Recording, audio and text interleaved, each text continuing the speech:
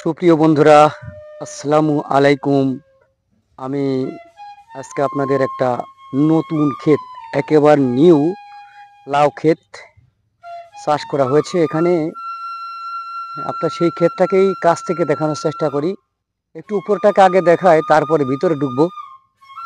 এখানে অনেকগুলো তার দিয়ে, সুতা দিয়ে, তাল বা মাচা যেটাই বলেন সেটা করা হয়েছে।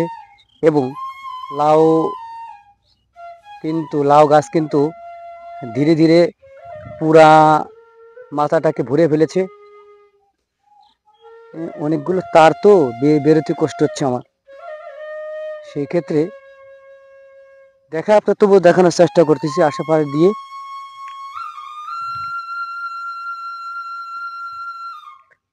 এই যে এখানে কিন্তু লাউ গাছ একেবারে নিকট, কাছে থেকে দেখানোর চেষ্টা করি। ভিতরে একটু আগেই লাউ কেটে নিয়ে গেছে, একটু আগেই লাউ কেটে নিয়ে গেছে। আমি দুইবার তারে বাড়ি খাইছি, বাড়ি খেয়ে কেটে গেছে আমার পা।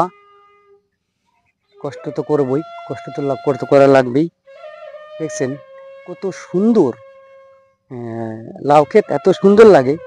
এবং যখন লাউ নিচে ঝুলে থাকে তখন আরো সুন্দর লাগে দেখতে। একবার কাছ থেকে দেখাচ্ছি, একেবারে কাছ থেকে লাউয়ের আগা ডুগা দেখছেন কত সুন্দর লাগতেছে।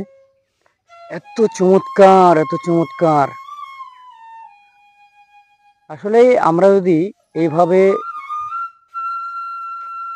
প্রতিটি ক্ষেত্রে জায়গা ফেলে না রেখে আমরা যদি চাষ করি, তাহলে অবশ্যই আমাদের সফল সম্ভব এবং আর্থিক চাহিদাও পূরণ হবে।